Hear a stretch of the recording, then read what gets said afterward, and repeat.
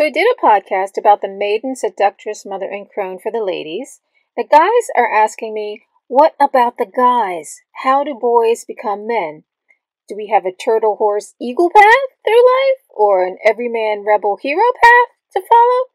That's the question the guys are asking me. Thanks for the question. We will look at that, but first, some behind the scenes updates. I always forget to tell y'all about what's going on. So, first we've got the initiation into womanhood that starts tomorrow. We have a weekly virtual gathering that prepares us for the initiation, and then an optional initiation ritual in October. If you're interested in that, check out the private group for details on how to register. We have moon circles and talking circles pretty regularly in the private group. These are excellent opportunities to get to know yourself and get connected to others. We're all about living a connected life here at Surviving to Thriving, so this is a way to follow through with that and make it happen for yourself. I'm working on putting together 2 pilgrimages for next year, one in the spring in Cornwall and another in the fall for Greece. Those are on my spiritual retreat websites. If you've been around for a while, you've heard me talk about how insanely wonderful our last retreat was on the Holy Island. I'm so inspired that I want to do it again, but in a bigger way. So we're doing it. If you feel called to join us, check that out. There is a group of us that is conditioning for long walks in any weather, day after day, and it's just been exhilarating. I'm gaining a much better connection to my body and nature, and I'm just loving it. I can't wait to do it with other people. If Surviving to Thriving helps you or inspires you, please consider supporting our growth by writing a review or sending in a testimonial. If I have helped you, declare a blog, or if you've enjoyed being part of an event or the community, it helps us to keep going and spread the word. So thank you. All right, guys. I don't want to give you short shrift. The ladies got the attention a couple weeks back, but what about you? How do boys become men? Like girls, boys do undergo physical changes at puberty. They begin to grow body hair, their voice deepens, and their bodies begin to produce sperm, so they're able to reproduce. But they don't have monthly purification cycles or incubate life. Once they hit puberty, they produce sperm for the rest of their lives, so they also don't have menopause. Basically, they don't have the same physical rites of passage as that women have. So it can be hard for the boy to know when he's a man. It can also be hard for society to acknowledge when a boy becomes a man if there's no formal rite of passage or initiation. In cultures that have formal rites of passage and initiations, they're often literally life-threatening. Maasai boys have to kill a lion. And I don't remember what culture it is, but I read about a culture where boys dive off a cliff. If you survive, you're recognized as a man.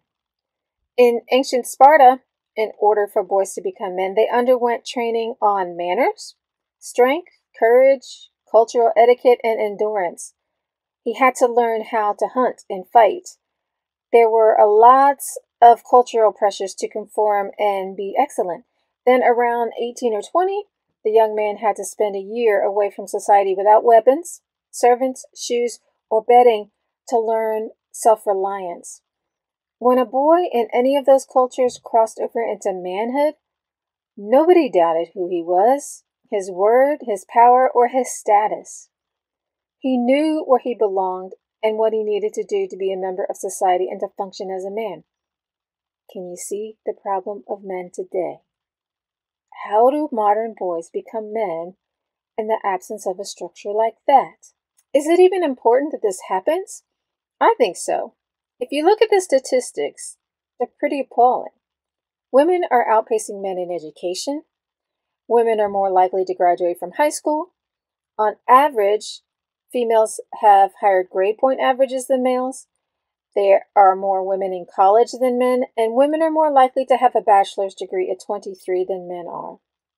There are more women in the workforce than men, and young men are more likely to live with their parents than women. And this is in a so-called male-dominated world.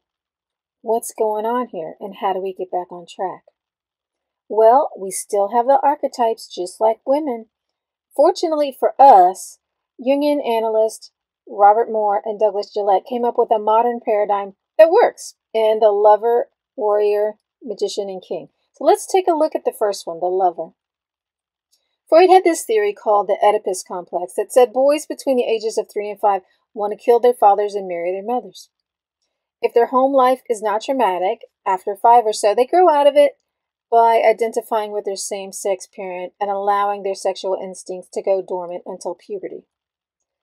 Most of Freud's clients were women who were being sexually molested at home by their male family members, so that colored his conclusions quite a lot. But although this theory is not popular today, I think if we're going to look at how boys become men, we have to look at their early relationship with their parents. So like girls, boys need a parent who provides for their physical needs and protects them from physical harm. It helps to have food, warmth, clothes, and not have to dodge flying shoes or hide so they don't get hit when dad comes home after drinking. If a boy has safety, the emotional nurturing he gets from a healthy mother can lay the foundation for healthy development. Both parents are important, but mom has the milk. Mom is the snuggler and the one who probably is looking out for his needs as an infant. If she comes when he cries, changes his diaper when he's wet, and smiles at him and gives him good eye contact, he will likely grow up as a healthy lover. The healthy lover can only exist in the face of stability and safety. If one parent is a tyrant, there isn't enough love in the world to shield him because fear is about survival. And we can't love until we are safe. When we are free from threats, we can love. So let's take a look at what I mean. A healthy boy has a lot of curiosity and energy. He wants to explore, makes things, have adventures, and live life to the fullest. He's a sensuous creature who puts things in his mouth, gets his hands into everything, feels his emotion, and feels alive. He's like young George in It's a Wonderful Life, who wants to see the world, conquer, and maybe come home with some really cool stories. The healthy lover is good with people. He's warm, easy to talk to, and can read other people. In other words, he has high emotional intelligence. Maybe he has a good sense of humor. Maybe he's a good speaker, but he's definitely someone you feel safe with. Although we're talking about how boys become men, the lover has the feminine energy of inspiration. He's not just a logical creature. He listens to his instincts and maybe writes poetry. He's more than a hedonist. He is interested in things we can't see, hear, taste, touch, or smell, like spirituality and the meaning of life. The lover gives him the juice that will fuel the other archetypes that blossom later in his life, that will help him become a man. If the boy doesn't get the freedom to explore, and his lover is not nurtured, the lover energy can end up low. And this lover is impotent. He may be a dreamer rather than a doer, or he may display apathy and give up before he even tries. He's probably withdrawn, doesn't use good eye contact, has low self-esteem because he wasn't able to do things, conquer, and build this confidence. He probably fears rejection and doesn't trust people. He finds safety in distancing himself from people so he doesn't get a chance to feel love from others or give love to others. Do you see what I mean, that love needs safety to blossom? This is the most common face of the impotent lover, but it could also show up as the super independent guy who doesn't need anybody. Maybe he's an overachiever who's always on the go, a workaholic type who downplays the importance of relationships. If he's in a romantic relationship, it may feel more like a business proposition to his partner because he doesn't really do intimacy. This guy creates distance with his status. He's above everybody else, and you can never get close to him. Impotent lovers don't generally go for help. They think that they're okay. It's the other people who have problems, and as long as they stay away from them, they're fine. An impotent lover came to me once because he wanted help dealing with stress at work. He's a capable guy, he gets things done, but it's like he's invisible. A job comes up that he's well qualified for, and he's not even asked to apply. When we knock out his anger in about 5 minutes, and I say, "Is there something else I can help you with?" And since his original problem is so easy, he's willing to go into something else that's work-related. We knock that out, and again I ask, Is there something else we can let go of today? He brought up something else, and in working out that issue, he comes to realize that he's the issue. He's so closed off to love and connection that people leave him alone because that's how he likes it. He uses invisibility as a way to stay safe. And one of the side effects of that is that they don't see him when it comes to social or professional opportunities either. Now, I could have told him that in the first 5 minutes, but once he got it, withdrawing love became a choice rather than an automatic way of being. With archetypes, it's like Goldilocks. There is a middle ground that is just right and a side that's too much or too little. When the lover is too much, he's always on the prowl. He's like an addict who wants love from everyone all the time. He's needy. He falls in love easily, and then his head is turned when something new comes along. He's insatiable, really. He's like a child with a new toy. A new fancy thing can steal his attention away, but it only holds it until the next new thing comes along. He chases women, or lovers for sure, but he might also chase adrenaline boosts that come from new things like new cars, roller coasters, or extreme sports. We call the lover, but it's more than just sex. He's impulsive, impassionate, but doesn't have the discipline to develop anything or see things through. In positive psychology, one of the things they say that creates happiness is experiences. So lots of people now invest in experiences over things. They might go to Paris versus buying a designer watch, for example. The extra lover is the type of guy who has done everything on his bucket list, been to all the top musical festivals, or all the places that people name drop about, but he can't tell you anything special about any of them. He may have pictures of himself with rich and famous people, but he has no connection with any of them. They're all just faces in the crowd. Or maybe he's obsessive. He could be like Captain Ahab in Moby Dick. He becomes so fixated on the object of his desire that he loses all reason, and it leads to his downfall. Love is the foundation of all healthy, meaningful things, but it can only flourish in the presence of safety, because without safety, we can become so afraid of losing it that we chase love or hold on too tightly. Without the safety to let ourselves feel it, we can shut the love inside of ourselves down to protect ourselves from being hurt. So guys, if your lover isn't in good shape, I'd start that road to becoming a man there. How? First, if you have a trauma history, get that under control. Living with trauma is like being surrounded by landmines. You don't know how many there are, where they are, or when they'll go off, so you're always in danger. You put people around you in danger. And no matter how much you succeed, it's only a matter of time before you trip a trigger and everything comes tumbling down. So do yourself a favor and get that out of the way first. Hit me up if I can help. Check out my website or YouTube page for details on how I work. It's pretty quick and typically easy. All right, once you feel safe, another thing you can do to develop your lover energy is to savor. Everything is more beautiful and meaningful when we savor it. This is another tip from positive psychology. When you turn up the dial on how a thing tastes, feels, smells, or sounds, it becomes easier to recall because you are fully in your body. It also becomes easier to share that with someone else, and that sharing also increases the savoring. This makes your life more sensuous. If you treat mundane things like they're new, you will live like a healthy lover. It's appreciation and gratitude, but with a little tweak that makes it a little extra special.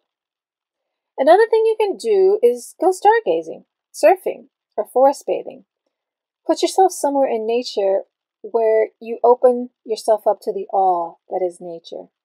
Slow down and let yourself be inspired by the bigness of life or the smallness of yourself.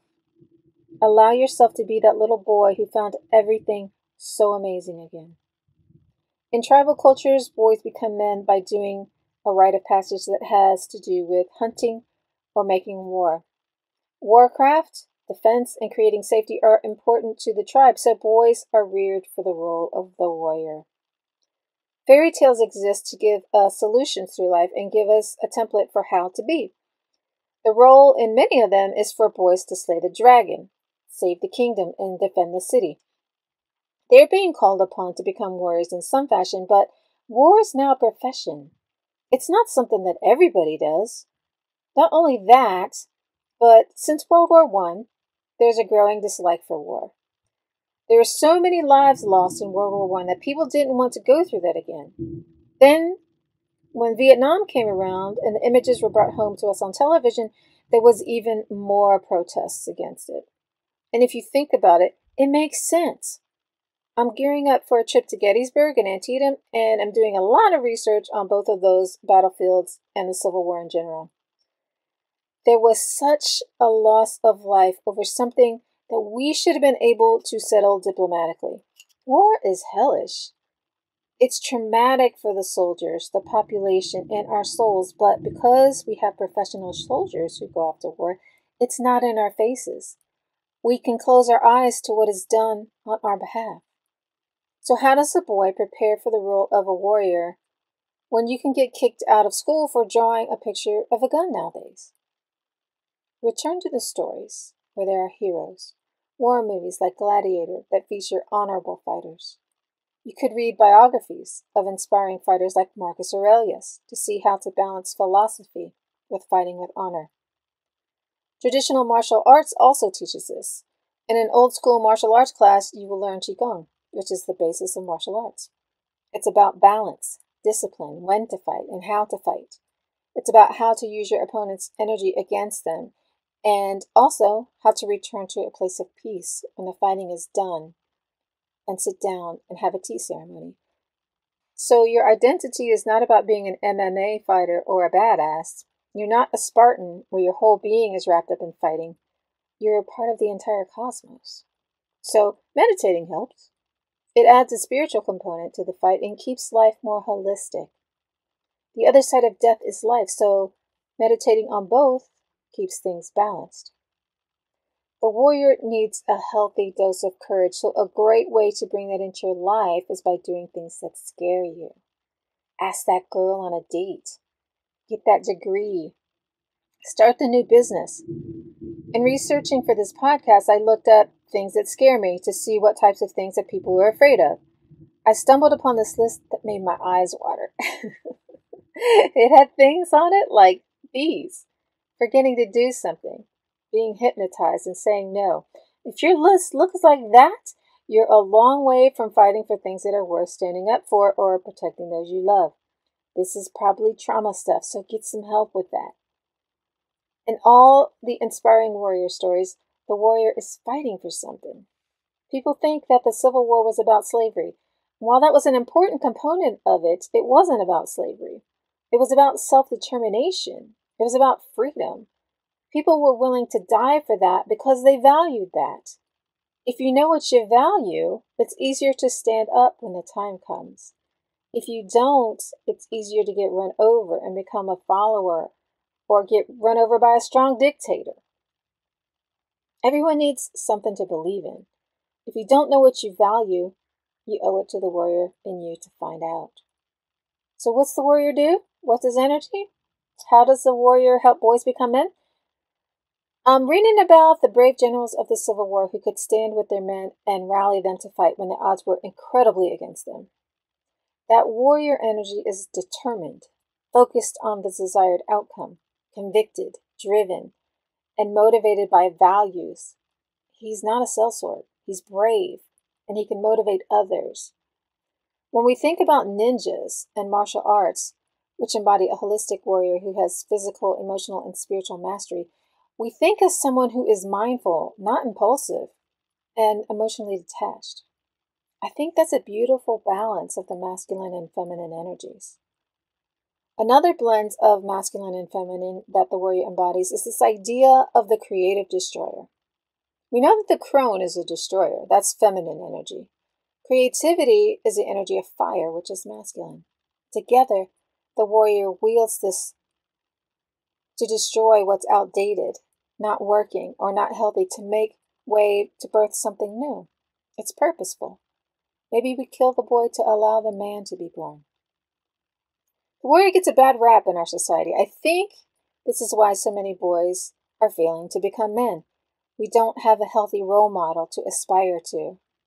Until we put the warrior back in his rightful place as a healthy, natural, necessary part of society, we will continue to see dropout dads. Men who live with their parents because they can't take care of themselves, and high rates of crime. Boys have testosterone. They're aggressive and need a healthy outlet for that. Embracing the warrior energy by fighting for things they believe in, living with healthy boundaries, and being of service to others is a great thing.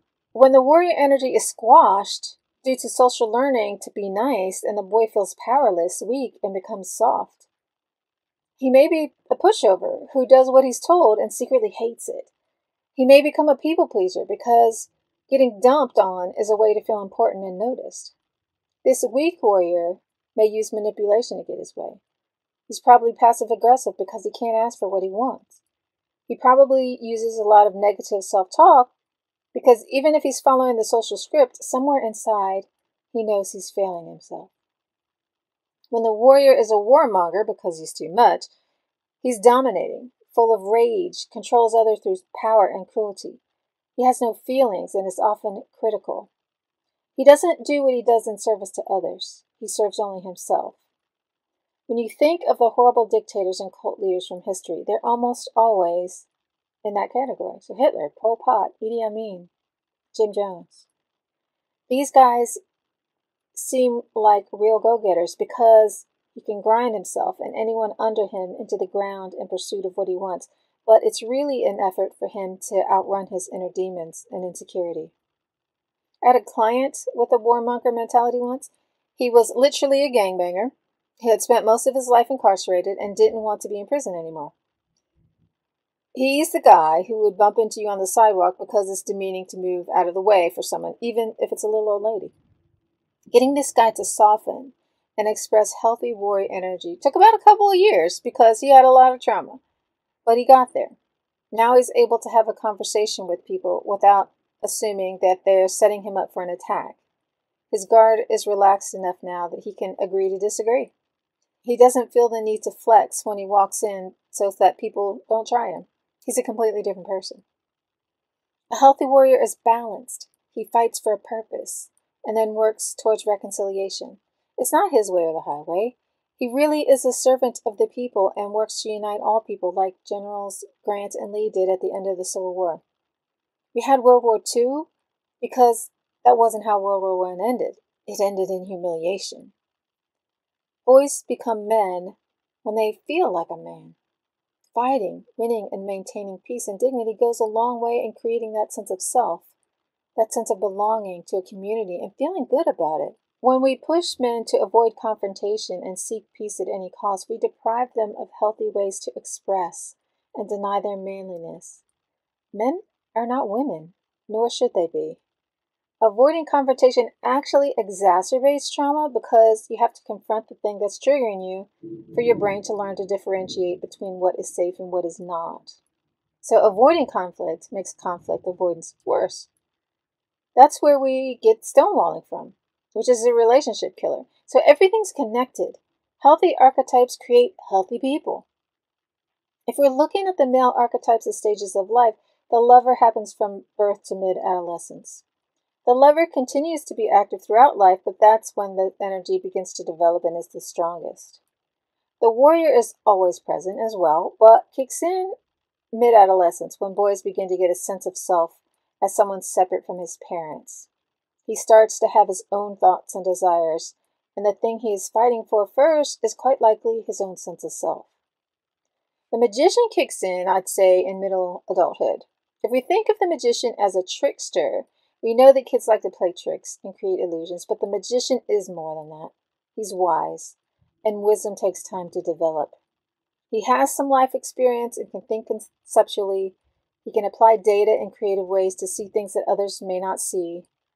He always has a way with words and can persuade people to his way of thinking. He carries secret knowledge and can master technology. In stories, he may be the shaman, witch doctor, visionary, or healer. In the mundane world, he's the clockmaker who can fix anything, a lawyer who spins the tale that the jury believes. He's Einstein, whose thought experiments led him to his theory of relativity. The magician's greatest weapon is his imagination, but he's often secretive about it. Although he may be the master of technology, he pairs it with intuition. There is that marriage of the masculine and feminine again. This creates the magic that eludes most people who are simply linear, logical thinkers. So the magician can talk to you about spiritual things or things that are written off as fantasy as easily as he can talk to you about how a toaster works. The magician is the one who turns fanciful ideas into reality or proves that the impossible is real. The magician archetype is a hard one for a lot of people to wrap their head around. Some keywords to help with that are alchemist, transformation, and mystery.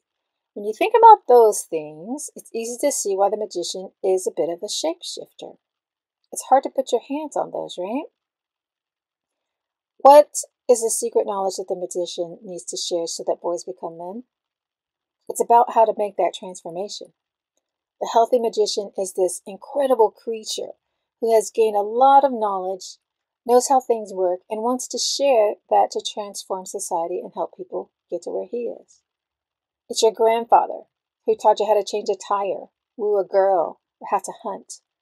It's your teacher who inspired you to apply for college and encouraged you to write.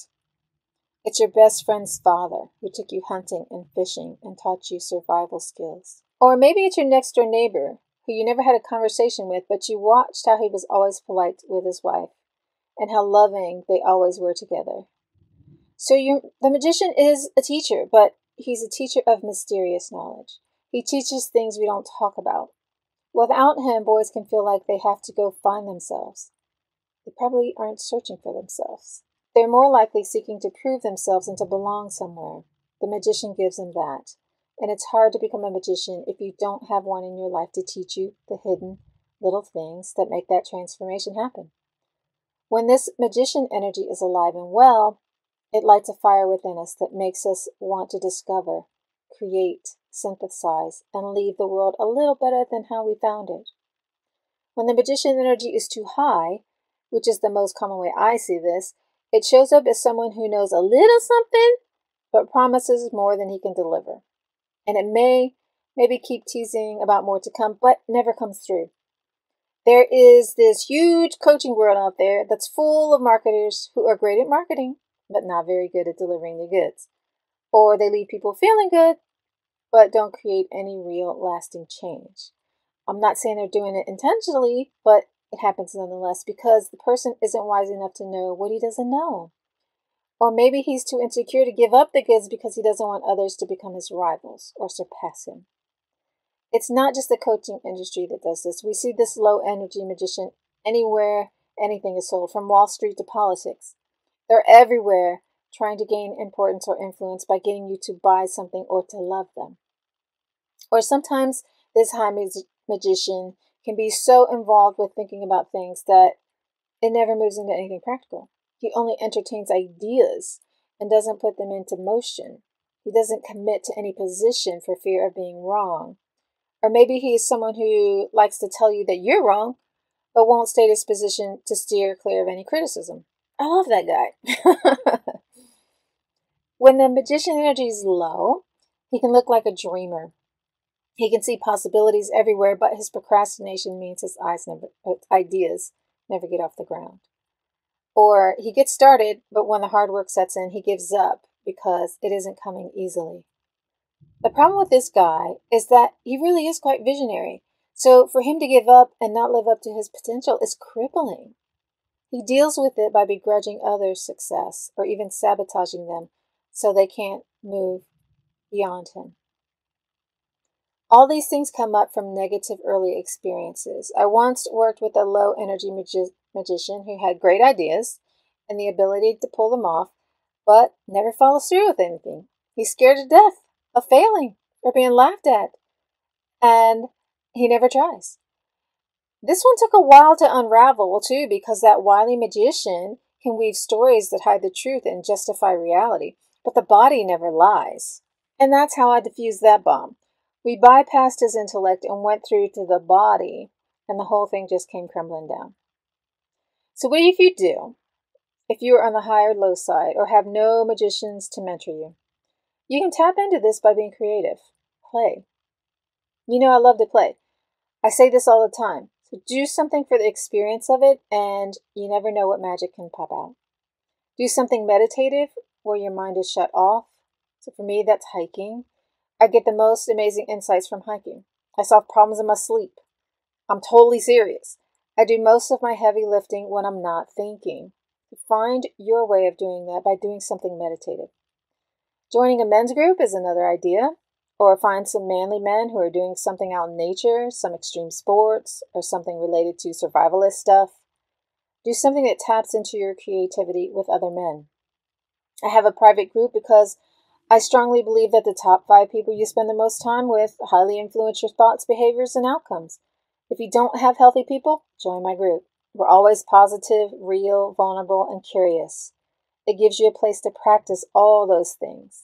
If you talk about the magician, someone will know that language so we can have a worthwhile conversation. Now we get to the king. The king needs all 3 of these archetypes to exist because he's the administrator, the CEO. The king can't be just, wise, and loved without the lover. He can't protect his people without the warrior. He can't make great decisions for now and the future without the magician, so all of them need to be in the healthy zone. The king is balanced, centered, and knows who he is. He knows what he believes in, and he's a servant of those in his realm. In practical terms, this could be his family, his staff, or his neighbors. He's connected to others and is in a position to make sure that those in his sphere of influence work together for the benefit of all. The king stands between heaven and earth. He's holistic. He's looking out for the physical needs as well as the spiritual ones. If you think about your favorite leaders, they all embody the king archetype.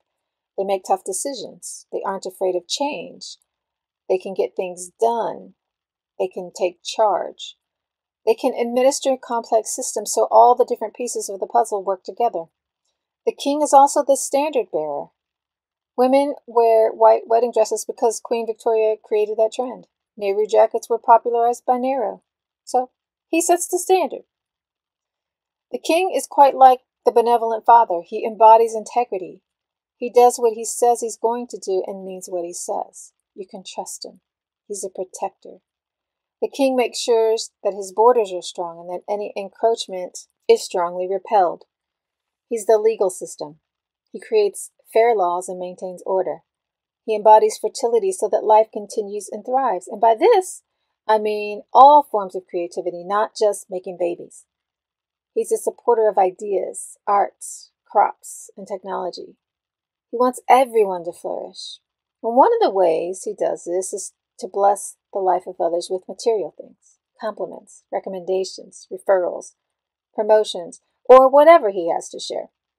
And when his life is done, we see the impact of his having been here and what he leaves behind.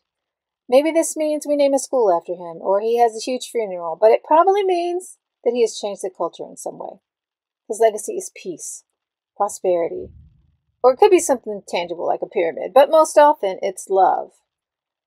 Men are not typically literally kings, so what this looks like in a practical sense is that you're the ruler of your own home or your business. And that's definitely enough for anyone. Now, the high energy king is a tyrant. He's all about himself and uses his power to serve himself. He rules from a space of fear. He's afraid that someone will take his power, so he rules with an iron fist. He's afraid that someone will undermine him, so he trusts no one. He's not a servant of his people. He sees people as resources to exploit for his pleasure or gain. There's no love or service here. When this king dies or is deposed, his only legacy is pain and destruction. The low-energy king is also plagued by fear, but it's because he doesn't have the chops for the job. His lover, warrior, and magician aren't well developed either, so he may be a puppet or someone else is pulling the strings. Maybe he's a mama's boy or he's henpecked. When kings were crowned because of birth rather than their ability to lead, I'm sure this happened often. So, how do you find your inner king without a mentor to help? First, break away from your mother and all the supposed tos to find your own voice. Figure out who you are. The king is a leader, and you have to lead yourself. That means you have to have good boundaries, and project your physical borders of your body and your home, as well as your emotional borders. You have to know how to resolve conflict, delegate, network, and make decisions. As a person of power, people will seek to seduce and corrupt you. You have to know your value so you don't fall prey to lust, money, or power, because that's the downfall of most rulers. They get drunk on their own power and forget that they're servants. So integrity has got to be a part of your day-to-day life. And order. Take care of things, like making your bed in the morning and walking the dog at a regular schedule. Order happens every day in the little things. It might sound boring, but I think of all the archetypes, the king is the most boring. He's a servant. He doesn't get to live for himself, but to whom much is given, much is required. That's just how it works. I want to reiterate that we need kings to create healthy men. We need male leaders, and I hope this inspires you to grow yourself and become the change that the world needs. Grow a little each day, and one day he will arrive. If you've enjoyed the podcast, please give us a positive review. Thanks again for the question. If you're a woman who's interested in growing into your feminine identity, the Initiation into Womanhood series starts tomorrow. Come and join us in the private group. The link is in the show notes. If you have blocks to becoming a healthy man in all your juicy glory, hit me up. I can help. I'm Laura Giles, and I'll see y'all next week. Thanks for being here.